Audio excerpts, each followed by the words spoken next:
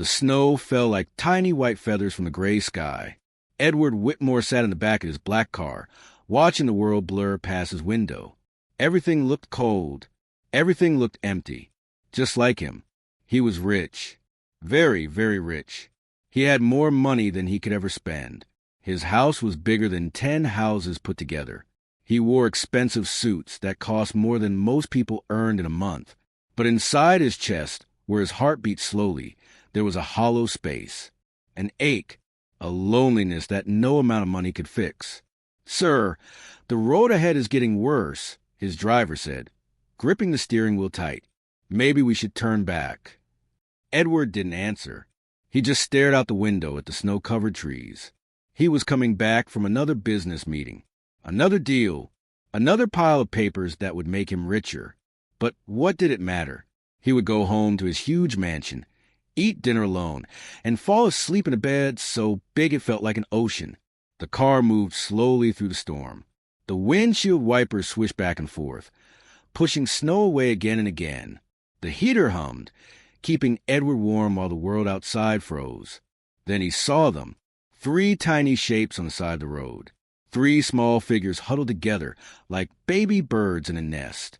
They weren't moving much, just standing there in the freezing wind and snow. Edward's heart did something strange. It jumped. It squeezed. "Stop the car," he said suddenly. "Sir." The driver looked confused. "It's just some—" "Stop the car. Now." The driver hit the brakes. The car slid a little on the icy road before stopping. Edward didn't wait. He pushed open the door and stepped out into the bitter cold. The wind slapped his face. Snow landed on his expensive coat. His shoes crunched in the white powder covering the ground. As he got closer, he could see them clearly now. 3 girls. 3 small, thin girls with no proper coats. No hats. No gloves. Their clothes were dirty and torn. Their faces were red from the cold. The oldest girl, maybe 10 years old, held the hands of her 2 younger sisters. One of the little ones clutched a stuffed teddy bear. The other held something small and gray against her chest. "A kitten. What are you doing out here?" Edward's voice came out softer than he expected. He knelt down in the snow, so his eyes were level with theirs. The oldest girl looked at him with big, scared eyes. Her lips were blue. Her whole body shook. But she lifted her chin and said the words that would change everything. "Our mom died this morning." Edward felt like someone had punched him in the stomach. The air left his lungs. Time seemed to stop. The snow kept falling. The wind kept howling. But in that moment, nothing else existed except those words. "Our mom died this morning." "What?" Edward whispered. "What did you say?" The girl's voice cracked. Tears froze on her cheeks. "Mama didn't wake up. We tried to wake her. We shook her and shook her, but she wouldn't open her eyes. She was so cold. We didn't know what to do. We've been walking since... She couldn't finish. She started crying. The 2 little girls started crying too. The one with the teddy bear buried her face in her sister's side. The one with the kitten held it tighter, and the little animal mewed softly. Edward's driver had gotten out of the car now. "Sir, we should call someone. Social services, or... Where's your father?" Edward asked gently, ignoring his driver. The oldest girl, Alina, he would learn her name was Alina, shook her head. "Papa left 2 years ago. We don't know where he is. It's just been us and Mama. But now there's nobody." "What about family? Grandparents? Aunts? Uncles?" "Nobody. Mama always said we only had each other." The middle girl with the kitten spoke up. Her voice was tiny like a mouse. "The landlord said we have to leave. He said if we don't pay rent by tonight, he'll throw our stuff on the street. But we don't have any money. Mama spent everything on medicine, but it didn't work. She still died." The smallest girl, no more than 5 years old, looked up at Edward with fever-bright eyes. "Are you an angel?" "Mama said angels come when people need help." Something broke inside Edward Whitmore. Something hard and cold that had been frozen for years suddenly cracked wide open. He looked at these 3 small, starving, freezing children, and saw himself, saw his own loneliness, saw how empty his big house was, saw how meaningless his money had become. "Sir," his driver said nervously, "we really should call the authorities. This isn't—" "No." Edward's voice was firm. He stood up and took off his coat. It was thick and warm and worth more than these girls had probably seen in their whole lives. He wrapped it around all three of them. "You're not going to the landlord. You're not going to social services. You're not going to stand in this freezing cold for one more second." "Where were we going?" Alina asked, her voice shaking. Edward looked at her, really looked at her, saw the fear in her eyes, saw the desperate hope fighting with terror, saw a child who'd been forced to grow up too fast, to be brave when she should have been playing, to protect her sisters when she should have been protected. "You're coming home with me," he said. "All three of you." "But we don't know you," Alina said, taking a step back. Her arms went around her sisters. "I know, and you're smart to be careful, but look around." Edward gestured at the empty road, the falling snow, the darkening sky. "It's getting colder. You have nowhere to go. Your little sister is sick. I can see her shaking from fever, not just cold. That kitten won't survive the night in this weather. Neither will you." He knelt down again and looked directly into Alina's eyes. "I'm not going to hurt you. I promise. I'm going to take you somewhere warm. I'm going to give you food. I'm going to call a doctor for your sister. And then we'll figure out what happens next. Together. But right now, right this second, you need to trust me. Can you do that?" Alina stared at him for a long, long moment.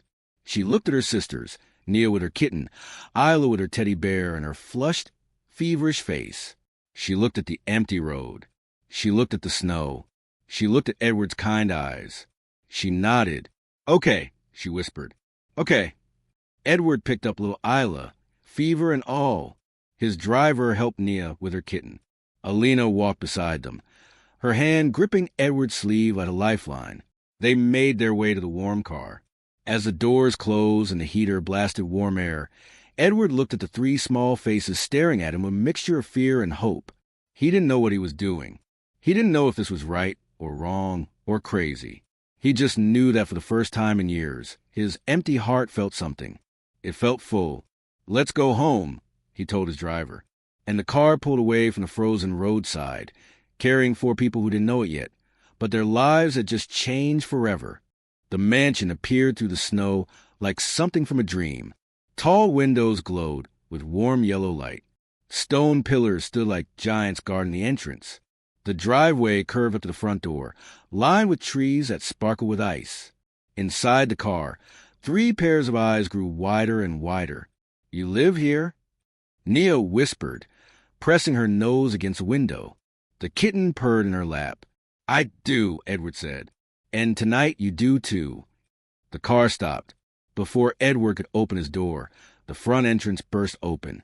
His staff came running out. The housekeeper, Mrs. Chun, the butler, James, two maids, and the estate manager. They all looked shocked. "Mr. Whitmore," Mrs. Chun gasped. "We didn't expect you to bring. Who are these children?" Edward climbed out and gently lifted Isla from the seat. She was so light, too light. Her teddy bear dangled from one small hand. Her fever made her cheeks bright red, but her lips were pale. She felt like a tiny bird in his arms. "This is Isla," he said firmly, "and Nia with the kitten and Alina. They'll be staying with us. Prepare the East Wing guest rooms. Call Dr. Morrison immediately, and get some hot soup ready. They haven't eaten properly in how long?" He looked at Alina. She stood in the snow, holding her sister's coat, looking lost and afraid. 2 days, she said quietly. "Maybe 3. I lose track." Mrs. Chen's hand flew to her mouth. "Oh, those poor babies. Come inside quickly." The mansion swallowed them up in warmth. The entrance hall was huge, bigger than the entire apartment the girls had lived in with their mother. A chandelier hung from the ceiling like a frozen waterfall of light. The floor was smooth marble that reflected everything like a mirror. A fireplace crackled with orange flames in the corner. Nia stopped walking. She just stood there, staring at everything. The kitten mewed and climbed onto her shoulder. "It's too pretty," she said. "We'll make it dirty." Edward's heart squeezed again. A house is meant to be lived in. You won't make anything dirty. You'll make it feel like a home. But the girls didn't look convinced. They huddled together in the huge entrance hall, 3 small sparrows in a golden cage. Their dirty clothes looked wrong against all the fancy furniture. Their bare feet left wet marks on the expensive floor. They looked like they wanted to disappear. "Sir," James the butler said quietly, "perhaps the young ladies would like to clean up? We can prepare baths while we wait for the doctor." "Good idea. Mrs. Chun, please help them." Gently. They've been through something terrible. Mrs. Chun knelt down in front of the girls. She had a kind, round face and soft eyes. "Would you like a warm bath? And maybe some clean pajamas? I bet you'd feel much better." Alina looked at Edward. You won't leave while we're gone?" "I'll be right here," Edward promised. "I'm not going anywhere." Alina nodded and let Mrs. Chin lead them away. Their small feet padded up the huge staircase. Edward watched them go, feeling strange. His house had been silent for so long. Now it had the sound of children's voices. It felt different. It felt alive. 20 minutes later, Dr. Morrison arrived. He was old and wise with gray hair and gentle hands. Edward met him at the door. "Edward, what's this emergency? Your message was quite urgent. Come with me." He led the doctor upstairs to the east wing.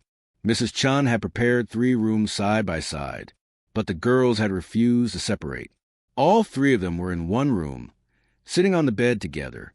They wore matching pink pajamas that were way too big. Their hair was wet and clean. They looked like different children, cleaner, but still scared and thin. So very thin. Isla lay in the middle, her teddy bear tucked under her arm. Her eyes were closed, but she wasn't sleeping. She was shaking. "This is Isla," Edward said softly. "She has a fever. And all 3 of them haven't eaten properly in days." Dr. Morrison's face grew serious.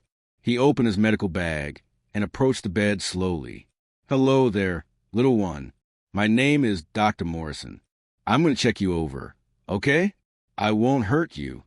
Alina grabbed his sleeve. "Promise?" "I promise," the doctor said. He examined each girl carefully. He listened to their hearts. He looked in their mouths and ears. He checked their eyes. He asked gentle questions about how they felt. The whole time, Edward stood by the door, watching. His hands were in fists. He didn't even realize he was holding his breath. Finally, Dr. Morrison stood up and motioned for Edward to follow him into the hallway. Well, Edward asked the moment the door closed. "They're malnourished. All 3 of them. The youngest has a respiratory infection that's causing the fever. The middle one is underweight and showing signs of stress. The oldest is exhausted, probably from taking care of the others. They need rest, proper nutrition, and medication. But Edward," the doctor looked at him seriously, "they also need stability, safety, love. Can you provide that?" "Yes," Edward said without hesitation. "Whatever they need." "Good, because what I'm seeing here, these children have been neglected for a long time. This didn't happen in 3 days. Their mother must have been struggling for months, maybe longer. They need someone who won't give up on them." "I won't," Edward said. The words came from somewhere deep inside him. "I won't give up on them." Dr. Morrison smiled. "Then let's get them well." He wrote down prescriptions and instructions. Medicine for Isla's fever and infection. High-protein foods for all 3. Vitamins, rest, gentle exercise when they felt stronger. He promised to return in 2 days to check on them. When Edward went back into the room, Mrs. Chun was there with trays of food. Chicken soup, soft bread with butter, warm milk, apple slices, cheese. The girls stared at the food like it might disappear if they blinked. "Eat slowly," Mrs. Chin said kindly. "Your tummies aren't used to so much food. Small bites, okay?" Alina picked up her spoon with shaking hands. She took 1 sip of soup and closed her eyes. A tear rolled down her cheek. "It's warm," she whispered. "It's so warm." Nia fed tiny pieces of chicken to her kitten before eating anything herself.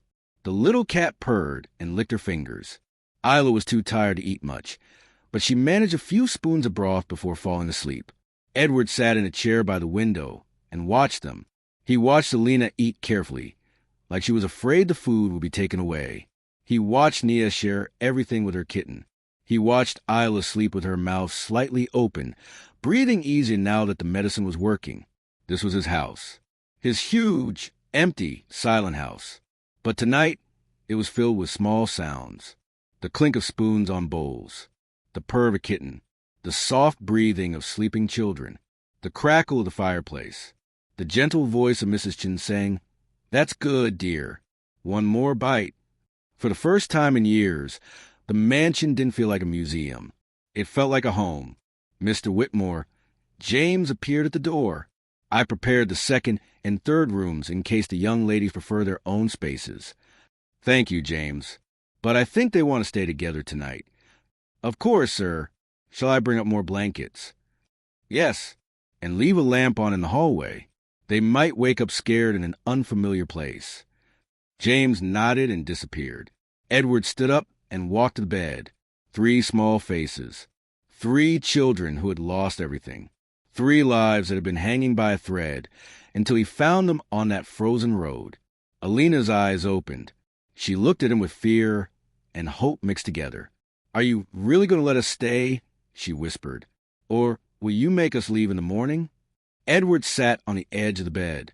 He thought about all his money, all his business deals, all his success. None of it mattered compared to this moment. "You're not leaving," he said firmly. "Not tomorrow. Not ever. Not unless you want to. This is your home now." But what if someone comes looking for us? What if they say we have to go? Then I'll tell them no. I'll tell them you belong here. I'll tell them you're safe and warm and fed. And that's what matters. Nobody is going to take you away from here. I promise. Why? Alina's voice broke. Why are you being so nice to us? You don't even know us. Edward was quiet for a moment. He thought about his empty life, his lonely dinners, his cold bed, his hollow heart. Because he said slowly, "I think maybe you need me as much as I need you." Alina stared at him. Then, slowly, carefully, she reached out and touched his hand. Her fingers were small and thin, but they held on tight. "Thank you," she whispered. Edward squeezed her hand gently. "You're welcome. Now sleep. You're safe here." He stayed until all 3 girls fell asleep, until their breathing grew slow and steady, until the room was quiet except for the purr of a kitten and the pop of the fire. Then he stood up and walked to the door. He looked back one more time at the 3 small shapes under the blankets. 3 lives he had saved. 3 children who would save him right back. Mrs. Chun waited in the hallway. "Will they be all right, sir?" "Yes," Edward said. "Yes, I think they will be." As he walked down the long hallway to his own room, Edward realized something. For the first time in years, he wasn't walking alone. Somewhere behind him, 3 little girls slept in his house. 3 hearts beat under his roof. 3 souls trusted him to keep them safe. His house had learned to breathe again, and so had he. The first week passed like a gentle dream. Every morning, Edward woke up to sounds he'd never heard before. Little feet running down the hallway. Giggles from the kitchen. The soft mew of Nia's kitten chasing a ball of yarn. His huge silent mansion had come alive with noise and chaos and joy. Isla's fever broke on the 3rd day. The medicine worked like magic. Her cheeks returned to a healthy pink instead of that scary red. She started eating more. Pancakes with syrup, scrambled eggs, toast with jam. She even smiled when Mrs. Chun brought her hot chocolate with tiny marshmallows floating on top. Nia spent hours in the garden with her kitten, even though snow still covered the ground. She built a tiny snowman and gave it pebble for eyes. The kitten, now named Snowball because of his white paws, pounced at snowflakes and made Nia laugh. Real, bright laughter that echoed across the frozen lawn. Alina was different. She watched everything carefully. She didn't relax. She kept waiting for something bad to happen. At dinner, she ate slowly, like someone might snatch her plate away. At night, she checked on her sisters 3 times before sleeping. She asked Edward questions every day. How long can we really stay? Are you sure we're not bothering you? What if you change your mind? Edward answered the same way every time. You're staying forever. You're not bothering me. I won't change my mind. But Alina didn't believe him. Not yet. On the 8th day, everything changed. Edward was in his study, working on papers, when James knocked on the door. His face looked worried. Sir, there's a man at the gate. He says he's the landlord from the girls' old building. He's demanding to see the children. Edward's blood went cold, then hot, then cold again. Did you let him in? No, sir. He's quite aggressive.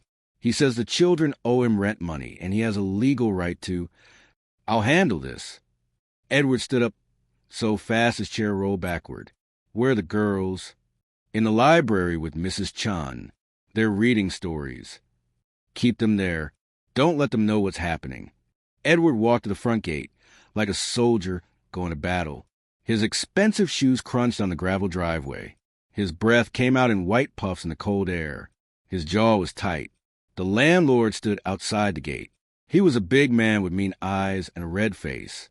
He wore a dirty coat and boots with mud on them. When he saw Edward, he smiled, but it wasn't a nice smile. You must be the rich guy who took those brats, he said. Where are they? They owe me money. They're children, Edward said coldly. They don't owe you anything. Their mother owed me 3 months' rent. That's $1,500. Those kids are responsible for their mother's debts. If they can't pay, I'll take them to work it off, or turn them over to the state. Either way, they're my problem to solve. Edward stepped closer to the gate. His voice dropped low and dangerous. Those children are not going anywhere. They're under my protection now. The landlord laughed. Your protection? Who are you, their father? You can't just steal kids off the street because you feel sorry for them. I've got rights. I've already called social services. They'll be here in an hour to collect those girls and put them in the system where they belong. Something exploded inside Edward.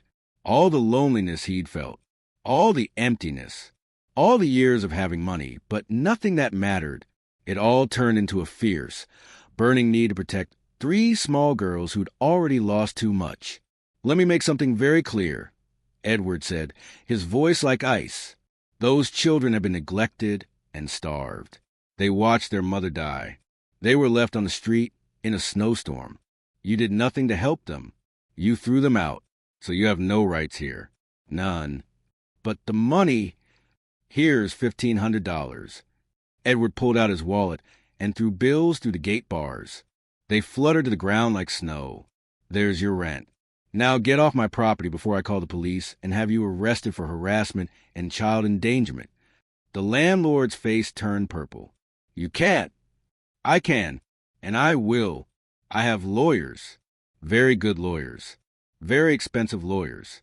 They will make your life extremely difficult if you ever come near those children again. Do you understand me? The landlord stared at the money on the ground, then at Edward's face.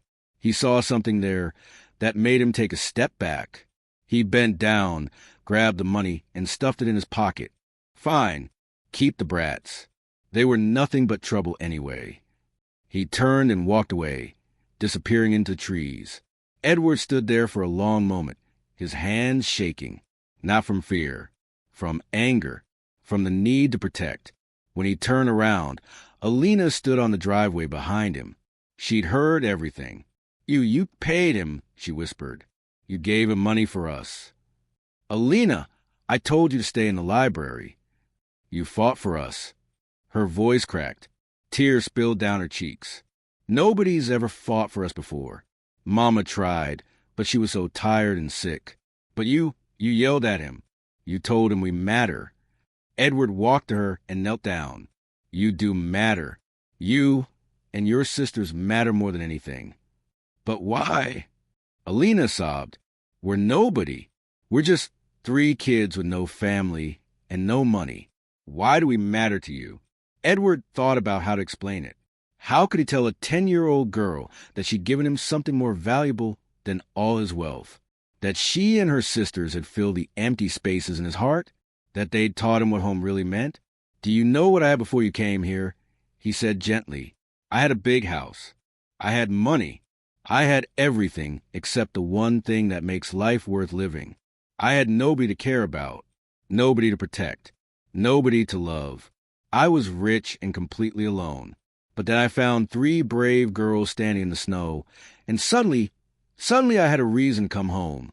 I had someone to worry about. I had someone to fight for. You make my life harder. Alina, you made it matter." Alina stared at him. Then she threw her arms around his neck and hugged him tight. She cried into his shoulder, big, shaking sob that came from somewhere deep inside. All the fear, all the sadness, all the loss, it came pouring out. Edward held her and let her cry. He didn't tell her to stop. He didn't tell her to be brave. He just held her and whispered, "You're safe now. You're home. I've got you." When her tears finally stopped, Alina pulled back and wiped her eyes. "What about social services? That man said they were coming." "Let them come. I'll tell them the truth. That 3 children needed help, and I'm providing it. I'll hire lawyers if I need to. I'll do whatever it takes to make sure you and your sisters can stay here. This is your home now. Nobody is taking you away. Promise?" "I promise." That night, something changed in the mansion. The girls stopped walking on tiptoes. They stopped whispering. They started acting like children should act, loud and messy and full of life. Nia brought Snowball to dinner and fed him scraps under the table. Mrs. Chun pretended not to notice. Isla discovered a library and wanted Edward to read to her every night before bed. She'd curl up on his lap with her teddy bear and fall asleep halfway through the story. And Alina started to relax. She laughed at silly jokes. She played hide and seek in the huge hallways. She stopped checking the locks on the doors at night. 2 weeks after the girls arrived, Edward came home from a short meeting to find them in the art room. Mrs. Chun had set up paper and crayons, and all 3 girls were drawing pictures. "What are you making?" Edward asked, sitting down beside them.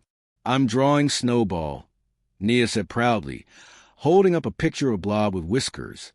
"I'm drawing our new room," Isla said, showing him a colorful mess of pink and yellow. "What about you, Alina?" Alina looked up. Her eyes were bright and happy. She held up her picture carefully. It showed a big house with 5 stick figures standing in front of it. 3 small ones, the girls. 1 round, kind-looking one, Mrs. Chun. And 1 tall one in a suit, Edward. Above the picture, in careful crayon letters, she'd written, "Our family." Edward's throat got tight. His eyes burned. He reached out and touched the picture gently. "Is this how you see us?" he asked quietly. Alina nodded. "Is that okay? That I think of you as family?" Edward looked at the 3 girls. At Nia with her kitten and wild hair. At Isla with her teddy bear and chocolate smudge face. At Alina with her careful eyes that were finally learning to trust. He thought about his empty house, his lonely life, his hollow heart. All of it was gone now, replaced by chaos and noise and sticky fingerprints on his expensive furniture, replaced by goodnight hugs and breakfast giggles and the sound of children playing in his garden, replaced by family. "It's more than okay," he said, his voice rough with emotion. "It's perfect." He pulled all 3 girls into a hug. They squeezed him tight. Snowball mewed and climbed onto Edward's shoulder. Mrs. Chin appeared in the doorway and smiled, wiping her eyes with her apron. "You're home now," Edward whispered into their hair. "You're home and you're safe and you're loved. And I promise, I will never let anything bad happen to you again. You're my family now. Forever." "Forever?" Isla asked sleepily. "Forever," Edward promised. That night, as Edward walked to his mansion, past the rooms filled with sleeping children, past the bowl of water set out for a kitten, past the drawings taped to his refrigerator, he realized something. He'd spent his whole life building wealth, making money, gaining success. He'd thought that was what mattered. That was what would make him happy. But he'd been wrong. True wealth wasn't in bank accounts. It was in bedtime stories and goodnight kisses. It was in scraped knees that needed band-aids and bad dreams that needed comfort. It was in three small voices calling out, "We're home," when they walked through the door. Money could buy a house, but love made a home. Edward Whitmore had found three freezing children on a snowy road and thought he was saving them. But the truth was simpler and more beautiful than that. They had saved him. If this story touched your heart, please share it with someone who needs to hear that families can be built, that loneliness can end, and that sometimes the greatest treasures come wrapped in the smallest packages. Like, share, and subscribe for more stories about love, hope, and the transformations that happen when we open our hearts to others. Remember, true wealth isn't measured in gold, but in the lives we choose to cherish and protect.